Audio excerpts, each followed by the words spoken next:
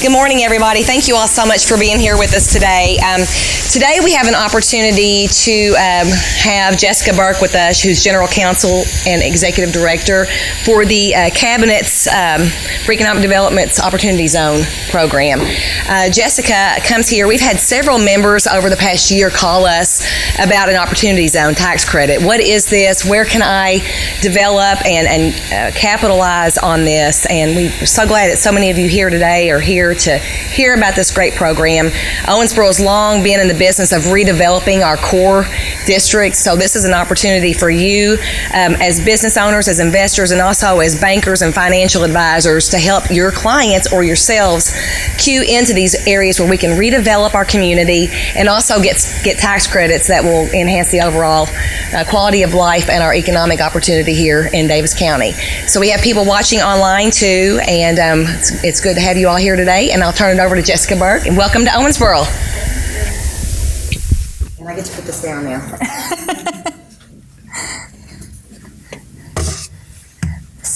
So, can everyone hear me? I don't know what to do without a microphone to hold. So thank you for coming out this morning. I appreciate you taking time out of your day, your busy schedules, to hear more about opportunity zones. It's something we're very excited about here in Kentucky. We think that they are a great tool for our communities. So I'm glad that you're here to learn more. Before we get started, kind of on the presentation, we have a video from the governor. He could not be here today, but he is very supportive of the Opportunity Zone initiative and wants to convey that to our communities. So we'll go to the video and then we'll get into the presentation. Hi, this is Kentucky Governor Matt Bevin. Thank you for being here today. I wish I could be there with you in person, but I'm grateful for your interest in opportunity zones, your willingness to come out to learn more, to look at ways in which you can invest in making Kentucky the greatest version of itself possible. This came out of federal tax policy that came out in the end of 2017. And then in April of 2018, announcements were made about these opportunity zones. And then in recent months, there have been announcements coming from Treasury that spelled out some of the details of exactly how these work. Kentucky is one of the very first states to apply for and receive approval for these opportunity zones. We have designated 144 zones in 84 counties. They are from east to west, north to south. They are in rural and urban communities. These are communities that have tremendous untapped potential, that have been historically more economically depressed than other areas, but sometimes just for lack of capital. Now there are financial incentives for people to be able to invest in these communities. Thank you for wanting to learn more. Ask questions, take notes, challenge one another, share information. Make sure you reach out to our Cabinet for Economic Development during the course of this session and the days to come, because we want to work with you to make Kentucky the greatest version of itself that it can possibly be. This is for people inside our state and outside who want to invest for a great return on that investment right here in the Commonwealth. We are Kentucky. All right, and again, welcome to everyone here in beautiful Owensboro and all of you who are watching online. This will also be available on our website, kyoz.com. Afterwards, if you want to go back and rewatch it, or if you have other people who want to watch this presentation, and all of the PowerPoint slides and handouts that you've gotten here today will also be available on the website for download. So, what are opportunity zones? How many of you here are familiar with what they are? All right, so that's good. A lot of you are completely here, completely new. So opportunity zones first came on the scene back in the end of 2017. So when the Tax Cut and Jobs Act was passed in December of 2017 by Congress, there were a few pages in there, a couple of provisions about opportunity zones. And basically what that law did is it allowed states to select certain areas within the state, certain census tracts, to be designated as opportunity zones. And those zones would be eligible for investment tax breaks. So if investors invest in those zones, those investors are eligible for some pretty significant tax breaks. And it's an incentive to get people investing in distressed areas across the country. Now that law gave states 90 days to select where opportunity zones would be in their state. And so you may have been aware back in the beginning of 2018, January and February, the Cabinet for Economic Development was very busy trying to figure out where these zones should be and trying to do it in the most data-driven, community-oriented way possible.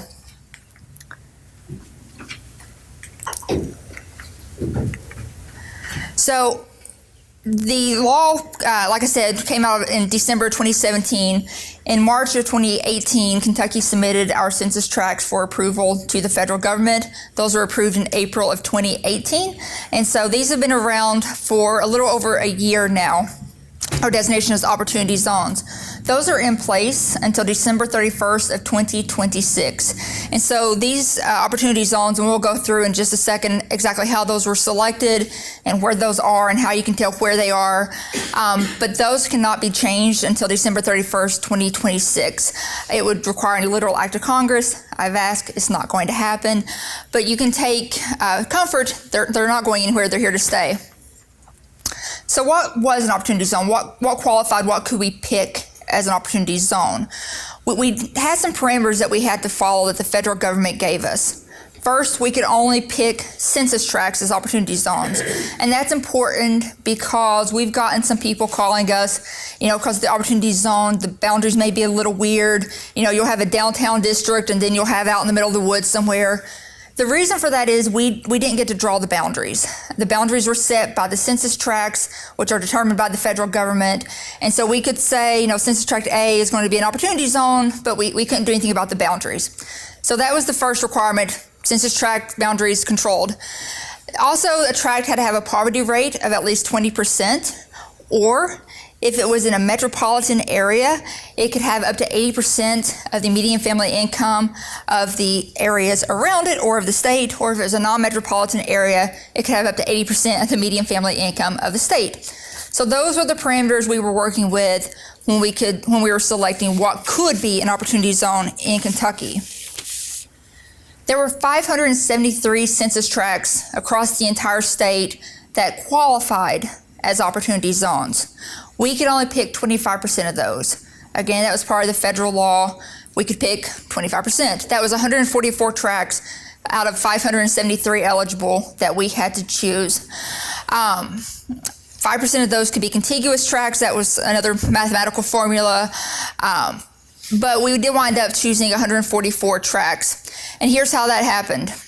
Again, we had 90 days to do this, and when we met to decide how we were going to pick where the opportunity zones were in Kentucky, what we did know is that we didn't want to do this in a way that was rewarding political friends or figuring out where our hometowns were or anything like that was subjected. We wanted to make sure we chose these opportunity zones in a way where we thought they would do the most good.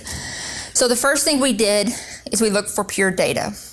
There is a mapping tool called the Enterprise Mapping Tool.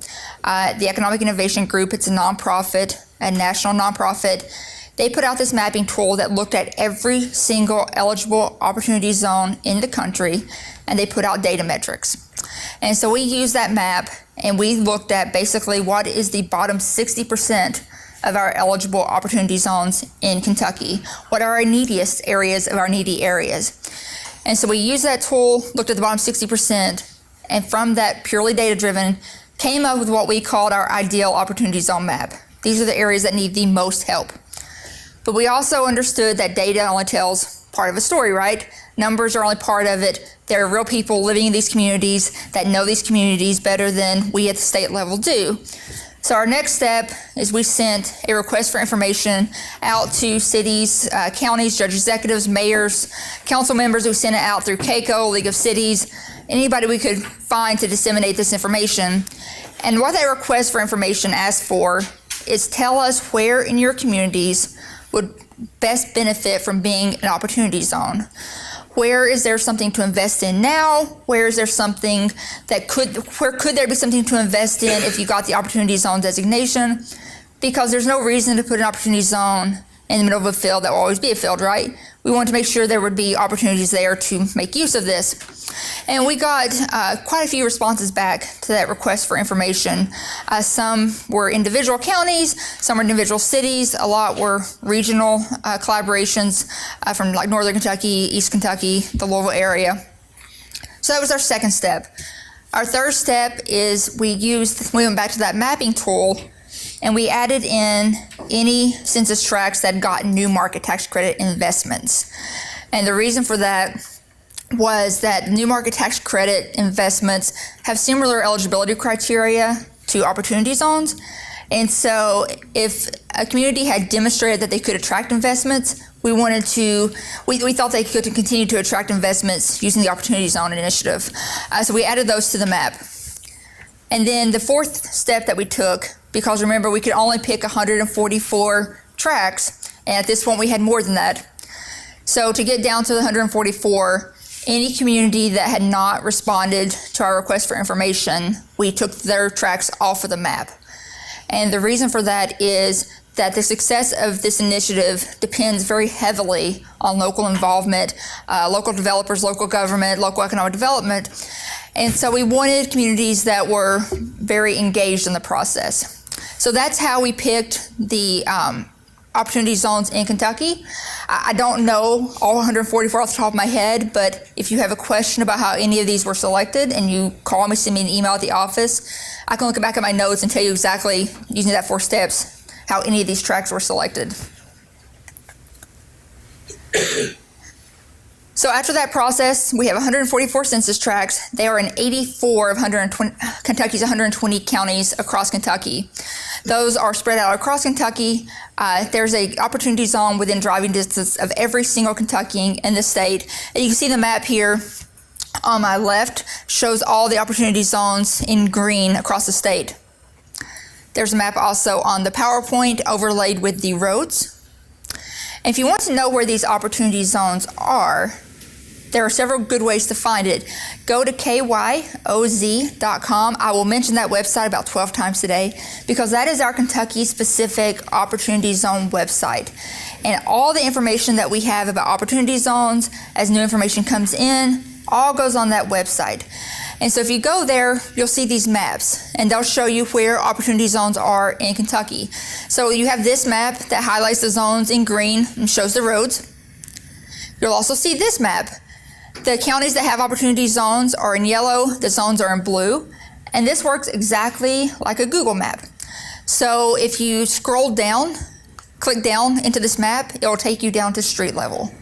You can go to Davis County, keep clicking down, and you will hit this building, and you'll see whether or not it's in an opportunity zone. We also have these maps that will show you an overview of the counties and where the zones are within the county. So here's where we are now. You see the zones in blue up in the top of the county there. Here's Fayette County, just so you can see how another county looks. And this is what I'm talking about. If you scroll down, click down, you'll get down to street level. So this is in Lexington. You can see that the opportunity zone turned blue, and you see the borders of the zone there. Where it's white, that is not in an opportunity zone.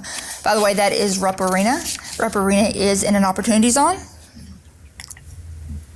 This is also in Lexington. You can tell there's no blue there. As we scroll down, that's all white. That is not an opportunity zone. That is Coach Calipari's house, by the way, not in a distressed area. We're all shocked. These maps also, and I want to show you, if you look at the top right-hand corner of those maps there, you see a little search bar. If you don't want to just click down into the county and scroll around to the streets, you want to know, say, if this building specifically is in an opportunity zone. Type in the address, the map will zoom directly to it, and you can tell if it's in an opportunity zone. If it's not, then you can move around, see where the nearest zone is. So very interactive map, very useful. So I told you that every state has opportunity zones. All 50 states, all U.S. territories have opportunity zones. So this is not something unique to Kentucky. What is unique is Kentucky is taking the lead in promoting these opportunity zones and making sure our communities know about these zones and telling investors that, hey, You have the money, we know you do. We're going to make it as easy as possible for you to take that money and put it here in projects in Kentucky.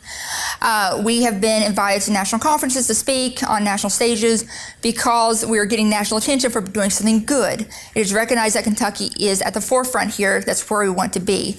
That doesn't mean that we are resting. It means we're working even harder to do things like we're doing here today to make sure that you have this information to go out and use it and do good things in your community. The Cabinet for Economic Development is in charge of promoting opportunity zones here in Kentucky. And again, kyoz.com, told you I'd mentioned it about 12 times. I advise you and I encourage you to check it regularly to see what all is updated, what new information is out there. So now we know how the zones were picked. We know where they were. So the big question now is, how do they work, right? What is this? What's all the fuss about? So opportunity zones, there's not a grant if you're in a zone. There's no state money that we can give you. This is a federal program. What it is, though, is this is a way to mitigate risk for investors. And so if you are in an opportunity zone or your project is in an opportunity zone, if you get an investor into that project, whereas before an investor might be hesitant to invest in a distressed area because it's a riskier investment, it just is, than investing in somewhere else, this mitigates that risk by giving that investor some very significant tax benefits. So it makes investment in these distressed areas much more attractive to investors. So what you do to invest in these opportunity zones is you have to invest through qualified opportunity funds. And I know when I hear the word fund, I think New York, Wall Street, this is getting complicated and scary, but it's not. The federal government actually made something fairly simple. An opportunity fund is just any corporation or any partnership that sets up a fund, and an LLC counts. That means that any one of you can set up Me, LLC, and have an opportunity fund. It really is that easy. And then people can put capital gains into that opportunity fund and invest them into projects in opportunity zones. They have to be capital gains, that you can't put regular money into these opportunity funds and get the tax benefits. Only capital gains are eligible for the benefits. The opportunity fund, once they have their investments, then invest in projects in the opportunity zones. And those investments have to be either partnership or equity investments. They can't be loans. And the reason for that is this law is very much designed for long-term capital infusion into these communities to make these communities better, stronger, spur economic development. So what they don't want happening is a bunch of people putting money into these funds, making a bunch of loans to these communities, and then once they get their tax benefits, pulling all that money out, rolling off into the sunset. That doesn't help anyone, right? So partnership or stock investments into projects in the opportunity zones. So why would people invest in these projects? What are the benefits they get? Pretty significant.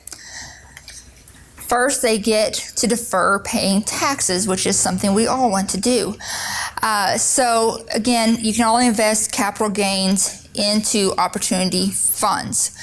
So say you have $100 in capital gains that you would have to pay taxes on this year. And I think there may be some developers, investors in the room. I'm an attorney, so I use easy numbers. So you have $100 in capital gains, you invest it into the opportunity fund. You then don't have to pay taxes on that money while it's in the opportunity fund. So you get to defer paying your taxes. That's good. Even better, if you leave that money in the fund for a certain amount of time, you get out of paying some taxes. So there's a step up in basis. If you leave your money in the opportunity fund for 5 years, you get a 10% step up in basis. So at the end of 5 years, your $100 original investment in the opportunity fund, you now only have to pay taxes on $90 of that instead of $100. At 7 years, you get a 15% step up in basis. So if you leave your money in that fund for 7 years, you have your original $100 investment, you now only have to pay tax on $85. So you've basically now made $15 completely tax-free that you would have had to pay taxes on. The really big benefit, though, is if you leave your money in an opportunity fund for 10 years, any money that grows in that fund, completely tax-free. So you put your $100 in an opportunity fund, you leave it in there for at least 10 years, you only pay tax on $85 of your original investment. But say that investment grows to $1,000 while it's in the fund. You've now made $900 tax-free. You're not going to pay any taxes on that money. So this is the federal tax code. Kentucky, representatives here, we modernized our tax code a little bit, and Kentucky coupled our tax code with the federal government's tax code, which means that Kentucky will treat your capital gains the same way the federal government does. So if you're not paying taxes at the federal level, you won't be at the Kentucky level as well. So you get double benefits there for investing in opportunity zones in Kentucky. Big, huge benefits for investors here. So what can you put into an opportunity fund? Again, it has to be capital gains, but you don't have to put the actual cash. So say you have $100 in capital gains, you can put that $100 into the opportunity fund. You can contribute $100 worth of property to the opportunity fund. Either of those things work. You can also purchase interest in an opportunity fund from someone else. So say your business partner has an interest in an opportunity fund.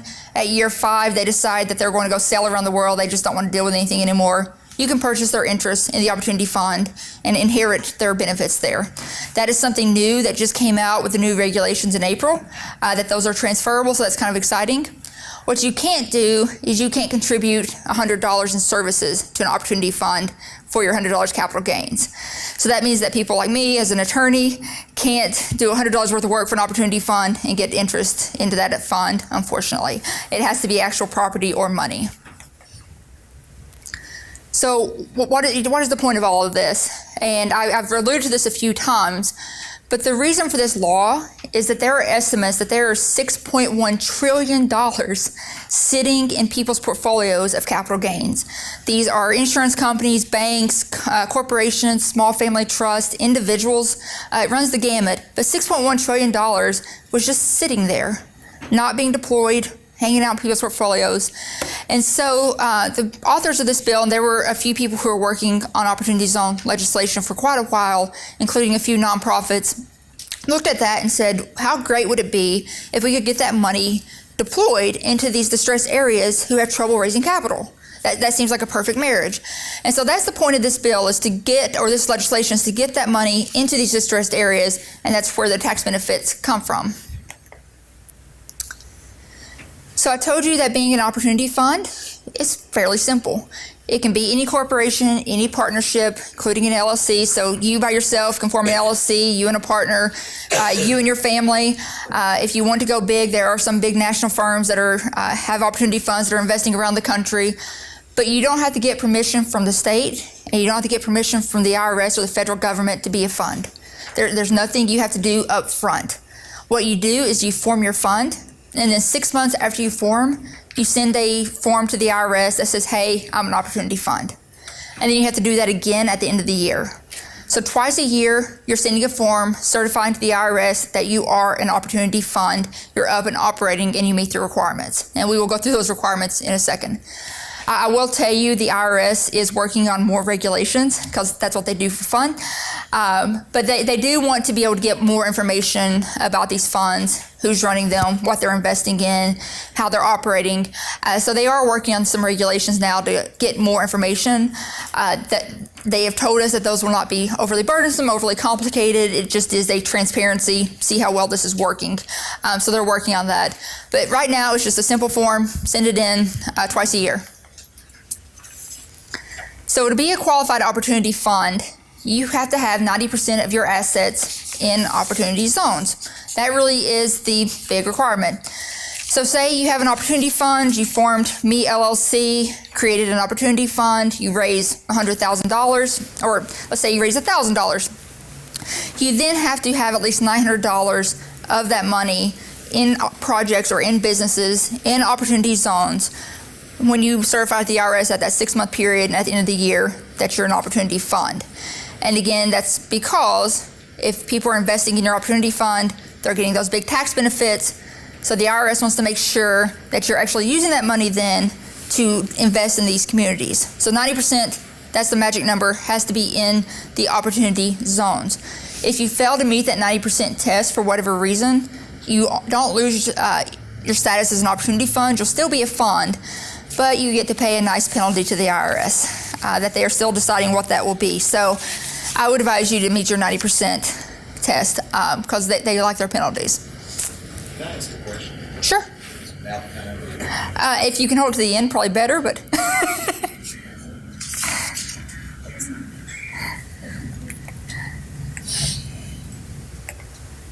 All right. So for that 90% test, what it doesn't take into account is anything you've received in the last 6 months. Because even the IRS realizes that this is the real world, and if you get money in, you can't immediately get it into a business usually or into an investment. Most people have to raise money. It takes some time then to figure out where it's going to go, make the appropriate steps, responsibly invest that. And so for purposes of deciding if 90% of your assets are deployed into an opportunity zone, you don't have to count anything you received in the last 6 months. So that gives you a 6-month window to get money you've received invested into an opportunity zone. If you have a business already, there we go. If you already have a business, you can make that an opportunity fund. You don't have to set up a new business or a new entity to make that an opportunity fund. Anything that you already have will qualify as an opportunity fund so long it can meet that 90% investment into opportunity zone criteria. If you have a business that has investments both in an opportunity zone and outside of it and you can't meet that 90%, you probably want to set up something separate, but it's not a requirement. So that's how the funds work. That's how they are set up, that's how they're funded. So what can they invest in? And this is kind of what you're all here for today, right? What kind of things can we put in our opportunity zone to get these investments in? Well, pretty much anything really. Of course, the IRS had to put some regulations on it, again, going back to trying to make sure that this is used for long-term community development. So the first thing an opportunity fund can do is they can invest in a business that is in an opportunity zone. This is an opportunity zone business. So if you have an existing business or you have a new business that is forming in an opportunity zone, the opportunity fund can then buy stock or a partnership interest in that existing business. The other thing it can do is it can operate a business directly. And that's what you see here. So if your opportunity fund wants to directly operate Acme Manufacturing, or we're here in Owensboro, if they want to directly operate Owensboro Barbecue, they can do that. But if they do that, they still have to meet that 90% test. So they have to make sure that 90% of the fund's assets in that business are opportunity zone property. If the fund invests in a business instead of operating something themselves, they have to make sure that business qualifies as an opportunity zone business. And I'm going to throw a lot of numbers out here at you. I will tell you that the paper you have in front of you, the summary you got when you came in, lays all this out. You can refer to that because I will tell you I've read these regulations about 5 times sorting all these numbers out. So if you are investing, if your opportunity fund is investing in an opportunity zone business, a business in an opportunity zone, you have to make sure that business has 70% of their tangible assets actually located in an opportunity zone. So they don't have to be completely in a zone, but 70% of their assets do have to be in an opportunity zone.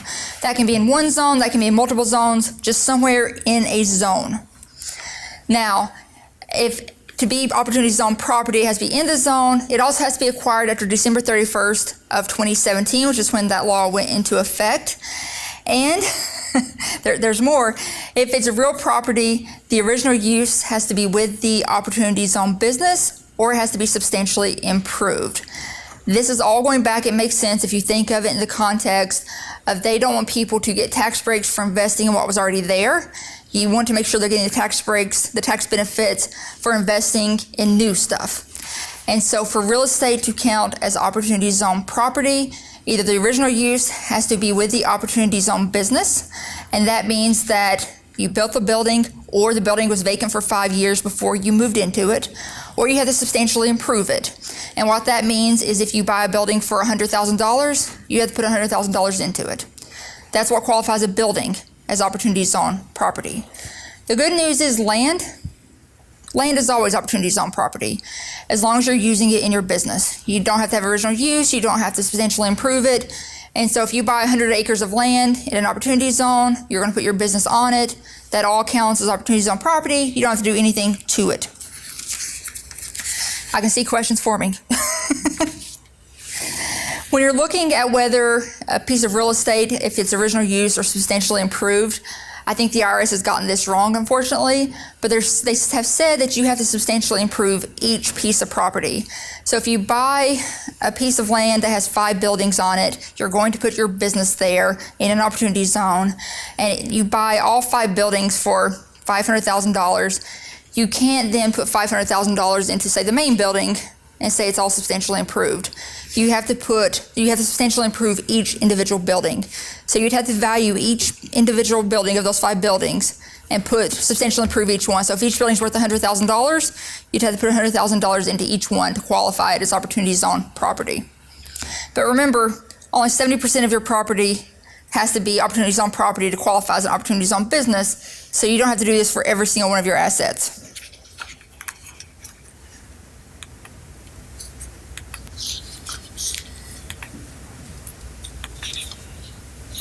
The good news is that if you are leasing property, they've actually relaxed the requirements quite a bit. So leased property does count as opportunity zone property. And if you lease property, there's no original use requirement. So you can lease a building that's being used right now, move your opportunity zone business into it, the whole building counts as opportunity zone property right that second. You don't have to substantially improve the property if you lease it. That's fine too. You don't have to put any money into it. You can move into it right now. It's opportunity zone property. The only requirements really are that you have to enter into that lease after December 31st, 2017. Again, they're wanting new capital investment. And you have to use most of that property for your opportunity zone business. It has to be a market rate lease. And you can lease it from related parties. So a related party with the IRS can be, a business partner, it can be a family member, but it has to be in writing, it has to be a market rate lease, and the IRS has been quick to point out that general anti-abuse policies do apply. So if the IRS says, okay, you're technically meeting all the requirements, but there's something wrong here and we're looking into it, they can still disqualify your investment.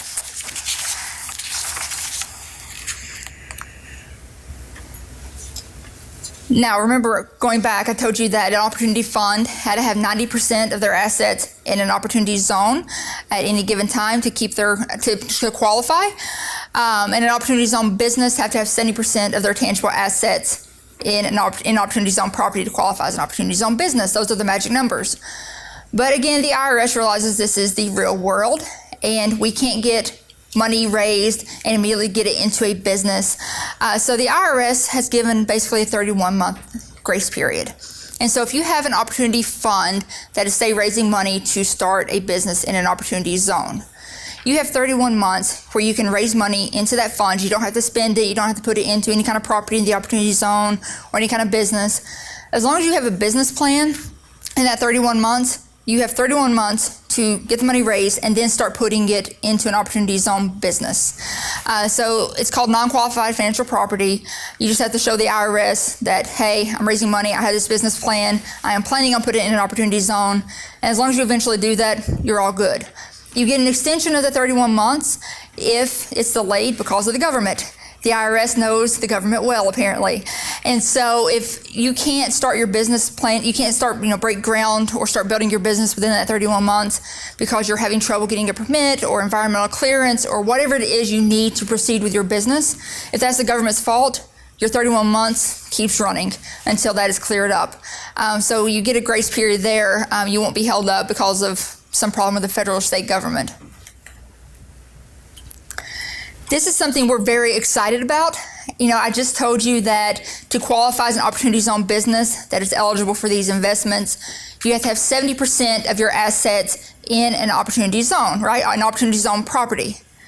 Well, we ran into some issues with that because here in Kentucky, we have several businesses that were sitting literally on a census tract, or that are several businesses that are building, where they were partly in a zone, partly out of a zone, and there's this arbitrary census line running through the business.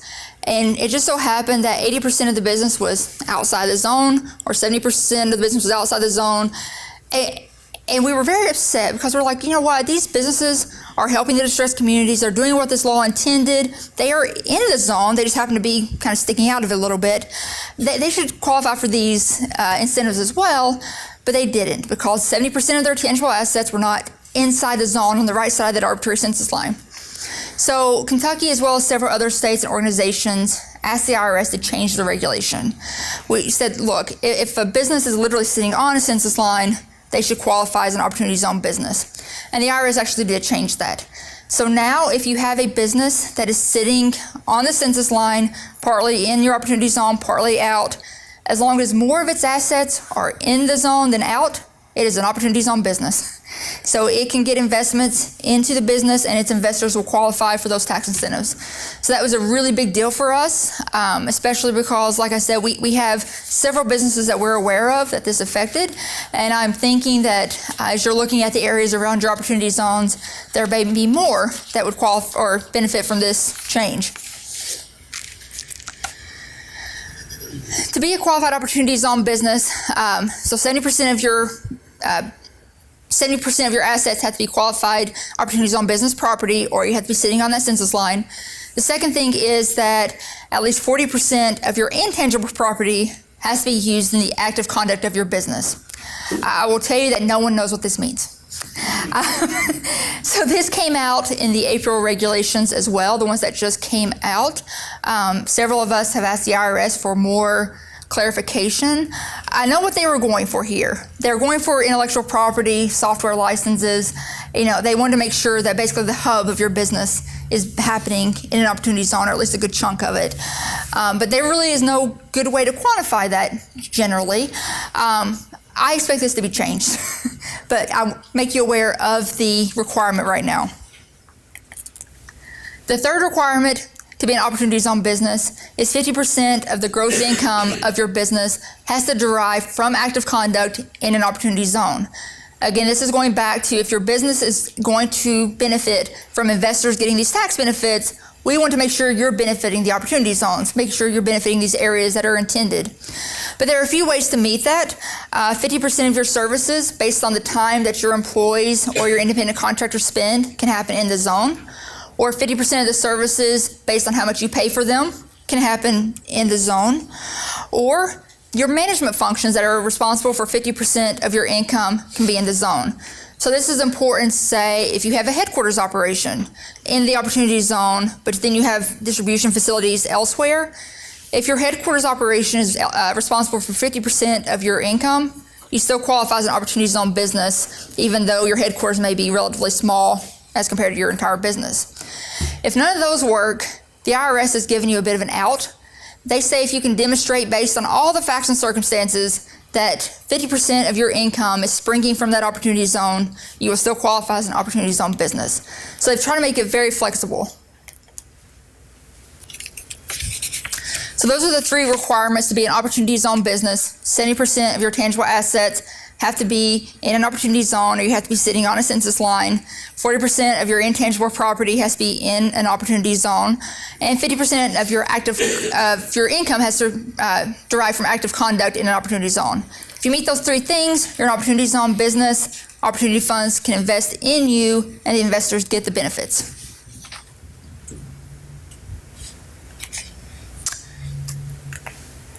Sorry, I'm going to back up one. I didn't mean to skip that. This is also something that came out of the regulations that just came out in April and is very beneficial to a lot of people. Active conduct includes ownership and leasing of real property. So before it was very unclear if building, say, a real estate property or real estate business would qualify for investment as an opportunity zone business. So if you're building rental houses or office space, that kind of thing, and the IRS clarified that it does. So if you're building affordable housing and that's your business, operation and ownership of real estate does count as active conduct. You can lease that property. The only thing you can't do is you can't have triple net leasing of that property. Anything else absolutely qualifies as an opportunity zone business. So that opens it up to a lot of people, because I know there's a lot of interest around building maybe some housing, some office spaces, some retail spaces, and managing that in these areas. And this opens that up as a possibility. So we now know how opportunity zones were selected. We know where they were. We know how an opportunity fund is set up. We know what an opportunity fund can invest in. But how does an investor invest in the opportunity fund? They can only put the capital gains in there, right? But there are some rules about where those capital gains come from and how long they have to get those in there. So again, a capital gain has to have been derived after December 31st of 2017. If that was the case, then they can be put into an opportunity fund. But investors only have 180 days from the date that they realize that capital gain to get it into a fund. So you have basically 6 months from the time you realize a gain to get it into an opportunity fund to get the tax benefits. That is generally the date that, say, you would sell a stock or whatever else gave rise to your capital gain. In some instances, it would be the end of the year when you've paid taxes. This is where I would advise you talk to your accountant, seek out legal advice, figure out exactly when you are when you're deemed to have realized that gain. You have 180 days from that date. Now, if you have 1231 gains or losses, those are a little special. Those are real estate. Any of you who are dealing with real estate, because those have to be netted, those are deemed to have been realized at the end of the year when you file your taxes.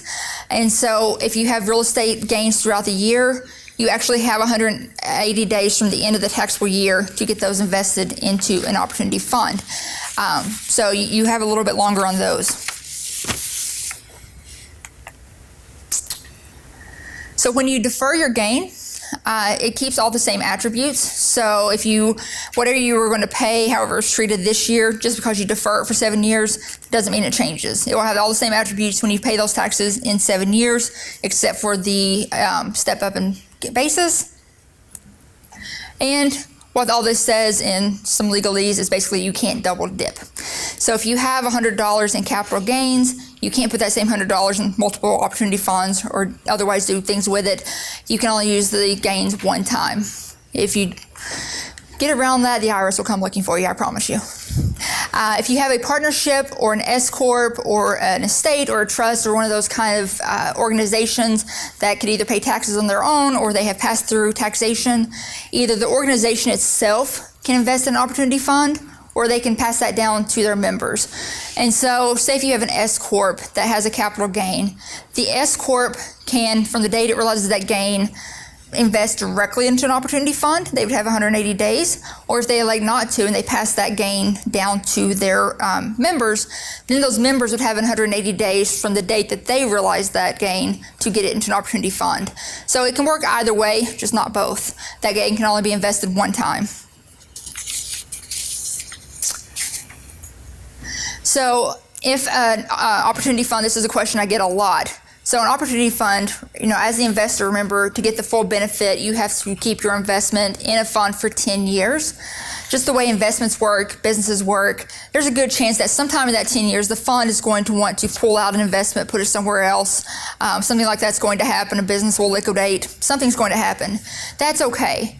If an opportunity fund sells their interest in a business or another asset, that won't affect you as the investor, so long as that opportunity fund reinvests that within 18 months. And so there's some flexibility there for you to keep your tax benefits, even with the natural ebb and flow of the market. Again, anti-abuse rules. This is in there multiple times for a reason, because even if you meet all the requirements, if the IRS decides that you're doing something to try to get around the intent of this law, which is to spur investments and growth in these distressed areas, they can disqualify your investment. This is what I was telling you earlier. Kentucky has coupled our taxes with the federal tax code. So if you get the benefits at the federal level, you will get them at the state level. So if you're getting tax-free growth in your opportunity fund, not paying taxes at the federal level, you will not be paying taxes at the state level as well. Not every state is like that. I think there are 10 that have not coupled. So Kentucky does have an extra benefit for investors there. So the big thing, how do you get investors into your communities? You have projects, you have things that are in these opportunity zones that you can grow, you have ideas. How do you get investors here? First, I want to say, and I always stress this to communities, is don't think you have to go after big investments, big funds. You don't have to go pitch to Wall Street, to DC, to Chicago to get investment into your communities. Remember, these funds are very easy to set up. So you could have a fund for your community, you could have a fund specifically for your business, for your project. There are people here in your community, I assure you, that have capital gains. So you can build your own fund. You could get local investment into your business. So it's not, you don't have to go out and get outside investment. But if you do, and we encourage you to go after it at least in part, the big thing to remember is that you have to sell your projects. You have to sell the community because these are still distressed areas. The Opportunity Zone designation mitigates risk for investors, but you still have to show them that it's a good investment. And so what we encourage communities to do is talk to us at the state level about incentives that we might have for whatever project that you have going on, whether it's a tourism or a manufacturing facility or whatever it is. Figure out what you as the locals would be willing to do, wage assessments, or if you'd be willing to donate land or whatever you're willing to do to make projects happen. And look at areas around your opportunity zones as well. Clearly, say here in Davis County, and this is the case with all of our counties, the Opportunity Zone is only part of your county. There are resources in other parts of your county, other parts of your region that will make those investments very attractive. So don't focus just on your Opportunity Zones, right? You want to say, well, here in Davis County, we have this great project in this Opportunity Zone, but you also want to come for our great barbecue and our great riverfront and our great life here. So don't forget about the area outside of your zone. We want to help promote your projects to investors, and we do have investors calling us, everything from small little funds that are forming here in Kentucky with family trust or individuals up to those national funds. And when they call us, we at the cabinet don't pick winners and losers, is how we say it. If somebody calls us and says we want to invest in, say, hotels, we're not going to tell them we have a great project for you, come over here, talk to these people. What we are going to tell them is here are all the projects that we have that we know about that fit what you're looking for. And so what you're seeing here is what we use to build our menu of projects. If you go to the kyoz.com website, you'll see this link, and you can post your projects. And these don't have to be fully thought out projects. This doesn't have to be a developer or the judge executive or the mayor, or anybody can post a project here. And so we want to know kind of where your project is located, who's in charge of it. It asks for a name. You can make up a name. What kind of project it is. Is it retail? Is it housing? Is it tourism? What is it? Where is it? And all the details about the project. We tell people that this is a starting point. This is basic information. We have a fantastic marketing team at the cabinet. Some of them are here today. I don't know how to do any of this, but they know they're great. Whatever you can send us, whether it's videos or photos or satellite images, we can get it on our website to promote your project here in Owensboro in Davis County. And give us everything you have. We're going to go through some examples in a second. But if you have environmental studies, if the county owns a building that's part of the project, and so it'd be a very easy transfer of that building to a developer, make sure all that information is in there. This is the window shopping. If you go to the kyoz.com website, you'll see projects at the very top of the website. There are projects scrolling across the top of the website. First thing you see. That's because we are trying to be very targeted toward investors, getting investments into these projects. So get your projects up here. Again, this is make it attractive. This is window shopping. What is going to make someone stop, look at your project and say, I want to look at that a little bit more. So here are some of the things we've gotten and some of what we would prefer to get. And I'll tell you that the preferred option or the preferred examples are from Louisville.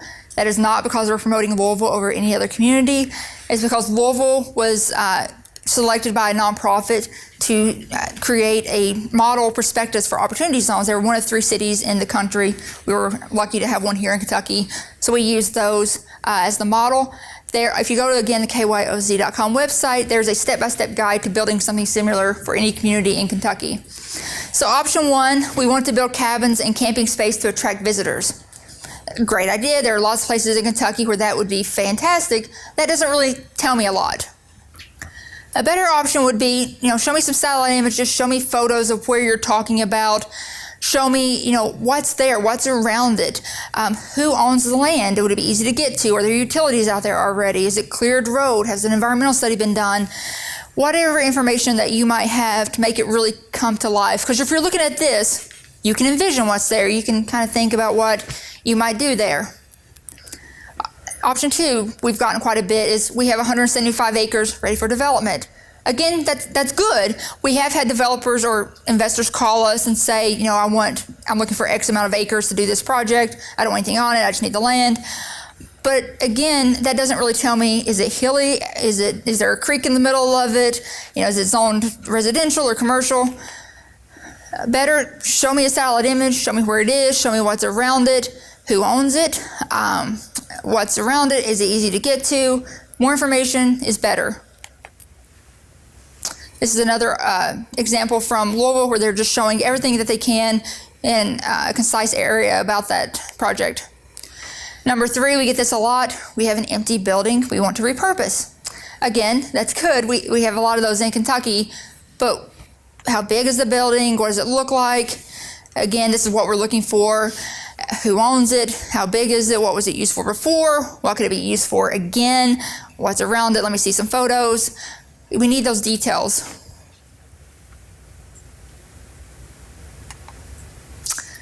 Some of the questions I get a lot, and I hopefully have answered some of those today, is, you know, why is my area or my county not in an opportunity zone?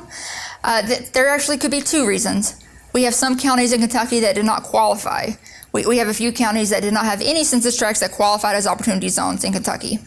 The other reason would be that your county did not respond to our request for information. And that is not necessarily anyone's fault. We were working with a very tight timeline, but that would be why they're not in there. Can I change my opportunity zone designation, expand it, shrink it, move the borders? Unfortunately not. These are in place until December 31st of 2026, and they can't be changed until that time. This is the question that the answer has changed, and I'm thrilled about it. If you have a project that extends outside of the opportunity zone, again, this goes back to if it's sitting on the census line, if more is in the zone than out, it is an opportunity zone business and you are good to go. So this is kind of the timeline of what we're looking at. You can see we're in 2019 now. You are not behind the ball. This law came out at the end of 2017, and back then we kind of ran out of the gate, started telling people about this. We were all very excited, got our website up and running, and then the regulations did not come out for the IRS until October of 2018. They kept telling us they're coming soon, and it took, 9 months for them to come out. And then it took until this past April for the second and meatiest part of those regulations to come out. So you're just now seeing investors really start to move on these because they were waiting for that second set of regulations that really explained how a lot of this would work to come out, and the IRS just got those to us. So 2019 is when things are really starting to move. We expect in 2020 and 2021, you'll see a lot of movement. So we're encouraging people to get going now with getting projects, figuring out what you want to do, but you're absolutely not behind the ball on this. You're not too late to get things done. Again, the website, kyoz.com, where all the information will be, including this presentation and the handout and the PowerPoint will be on there.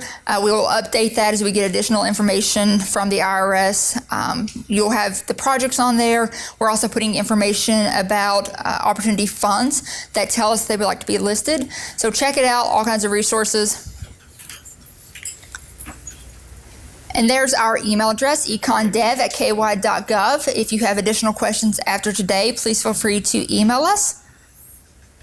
And that's just the legal disclaimer of this does include the regulations that have come out, but this is for informational purposes only. We highly encourage you, if you are going to set up an opportunity fund, to seek some qualified legal and accounting advice to make sure that everything is done correctly. That is my information. Again, feel free to reach out to me directly, and I will take some questions. Thank you. Anyone that has questions, please raise your hand. I'll bring the microphone around to you so people online can get questions. Okay, the date of December 26th, or December 2026, is that the deadline to invest in an opportunity zone, and then your 10 years starts whenever you invest? Yes, that's a very good question. I'm sorry I forgot to mention that. So, as we said, the opportunity zone designations end in December 31st, 2026. but you have to hold your investment for 10 years to get the full benefit. You're absolutely right. You can invest up until December 31st, 2026. To be very technical, if you realize the gain on December 31st, 2026, you can invest that through May of 2027. And then you have until 2047 to hold that investment before you have to divest it and realize your that gain. Now that only applies to the 10-year. That would exclude the gains from all taxation. When you're talking about the 5-year and the 7-year step up in basis, that only goes until 2026. And so you have to invest fairly early, like by the end of this year, to get that full 7-year benefit. The reason for that is the IRS wanted to give that extra benefit to early investors, early adopters. But you do have until the end of 2026 to invest and get that 10-year exclusion of any gains. Does that answer your question? Yes. You mentioned a while ago that you contribute real estate, not necessarily cash, Mhm. the opportunity fund. I suppose that you're going to establish what your capital gain is with an appraisal, and then you're going to deduct the depreciating cost basis in that piece of real estate, and the difference is going to be your baseline for your capital gain, the opportunity fund. That is generally how it would work, yes. Can everybody hear that question? Okay. Yeah, that is generally how that would work. That is something new that came out in the April regulations. Before then, it had to be cash. And so, but that, yes, you would have to figure out what the value was of the property that you were contributing to the fund. But you can absolutely do that. So, you know, if you had $100,000 in capital gains, you wanted to contribute a $100,000 piece of property to it, you could. Does that answer your question? Yeah, I guess you're going to have to, once you set up the opportunity fund, you'll have to get the property appraised. Yes. And then deduct what your depreciated cost basis is. And that's the gain. Yes. And that's the base. That is correct. Thank you. I have a follow-up on this question. Sorry. Yes. So say you sold that property, would that money go inside that fund? And does that property have to be inside an opportunity zone? So if you were contributing, let me see if I understand your question correctly. So if you contributed property instead of cash into the opportunity fund, and then the fund sold the property, well, since the fund would own the property, then yes, the proceeds would go back into the fund.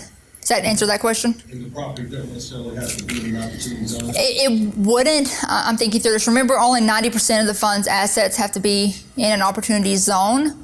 So technically, you could have a property outside of the zone, but you would still have to meet 90% of your assets in a zone. So what I'm getting at is stakeholders inside of opportunity zones that typically don't have capital gains, how could they create their own fund? Typically, they own real estate inside, so if they're about to sell real estate, even if they have real estate outside of that, you bring the money to the fund. It would still have to be, so the only thing that can be invested into an opportunity fund to get the gains is to get the tax benefits, is capital gains. And so they couldn't just contribute property unless there was a gain associated with that. Maybe I'm misunderstanding your question. The gains can come from outside. Yes. I was following up on this question. Okay. So I'm thinking just outside of an investor that has capital gain, could property be contributed to that opportunity fund? Could it be sold and that money be used inside the fund? Yes.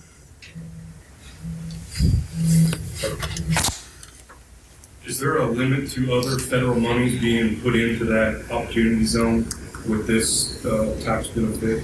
That is a great question, and the answer is no. The best way to think about it is this opportunity zone legislation just changed the tax code a little. It's just a provision of the tax code.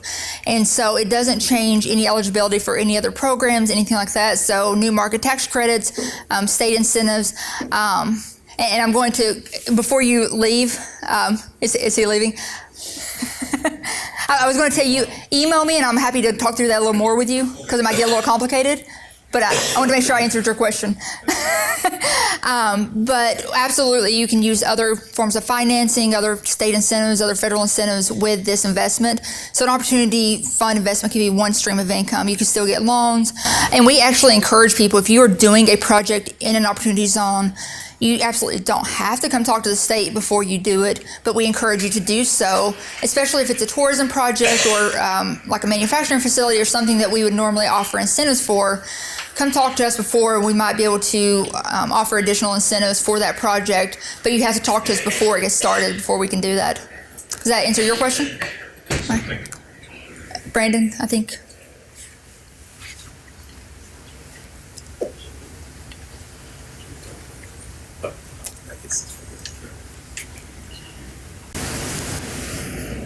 Would you guys be willing to go to an opportunity zone and give this presentation to a group that may want to invest in an area? So what we're doing is we are going around the state and doing these in multiple locations. The reason is that we've gotten a lot of requests to come to different groups, and there's only one of me. I mean, the cabinet, we have 70 employees, so it's just the logistics of being every single place. But we're happy to do kind of regional meetings like this. Someplace we haven't done them. So Joe Lilly, who is hopefully watching today, is our Executive Director of Public Relations. He sets all these up. If you'll shoot me an email, we'll certainly see if we can set one up. But we do try to do bigger meetings just to reach as many people as we can.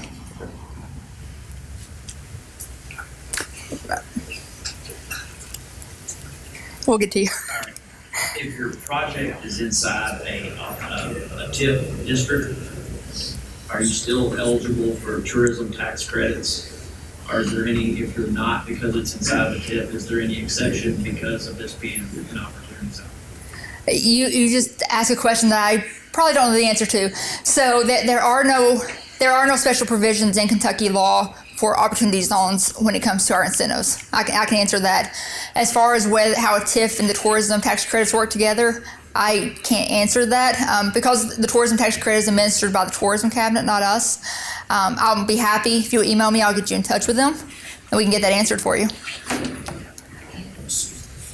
Can you explain the timeline again on the funds? 180 days from the time you realize the capital gains, and that's to get the money into the opportunity fund, and then how long would you have to invest that money? Sure. So you're right. You have 180 days from when you realize the gain to get it into an opportunity fund. The fund then has at least 6 months to get that money invested. Now, a fund only has to have 90% of its assets invested in an opportunity zone, either in an opportunity zone project they're operating themselves or in an opportunity zone business at any given time. The 6 months comes in because when you're looking at that 90%, whether 90% of the funds are invested in an opportunity zone at any time, you don't count anything that came in the previous 6 months. So there's basically a 6-month grace window for getting money invested. Does that make sense? So you have to get your money all invested in that 6 month period? You do not. So the 90% test, remember, you also have non-qualified financial property. So that gives you 31 months. If you are, say you're raising money in your opportunity fund to start a business or to build a tourism attraction, whatever it is in the opportunity zone, you just have to have a business plan at that point. So you have 31 months to follow that business plan and execute it as long as you're following it.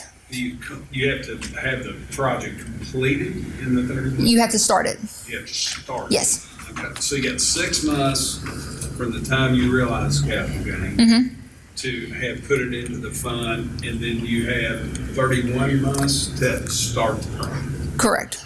And during that 31 months, you just have to have a business plan, substantially follow that business plan, and then follow through with it.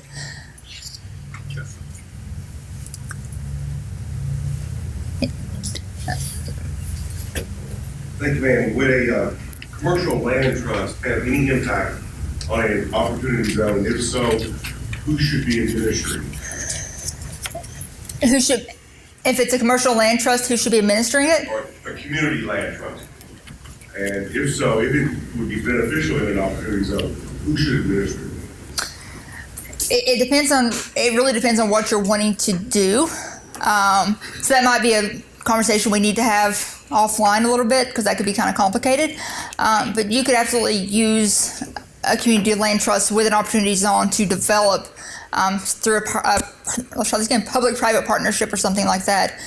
But again, that's probably something that's so complicated we're going to need to talk through it offline, if that's okay. Thank you. Yep.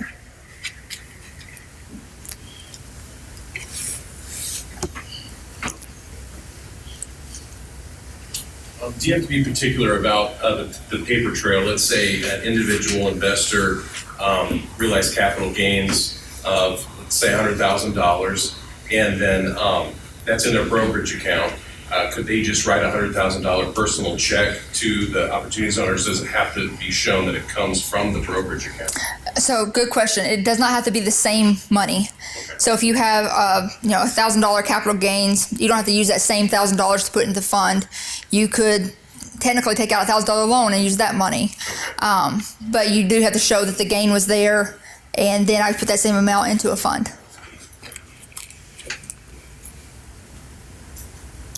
Anybody else? All right, and I think you wanted to, where'd she go? Maybe share some information about Owensboro specifically? Oh, there you are. Sorry, I couldn't see you back there. Thank you all very much. I'm going to conclude my part. Don't leave yet. But thank you for coming today. And again, if you have questions, I know this is complicated material. I've been living and breathing it for about 1.5 years now. Please feel free to reach out. We will answer your questions. If I don't respond to your email or phone call in a day or two, call me again. It's not intentional, I promise. But we are here to help, and we want to make this very successful for you. Thank you.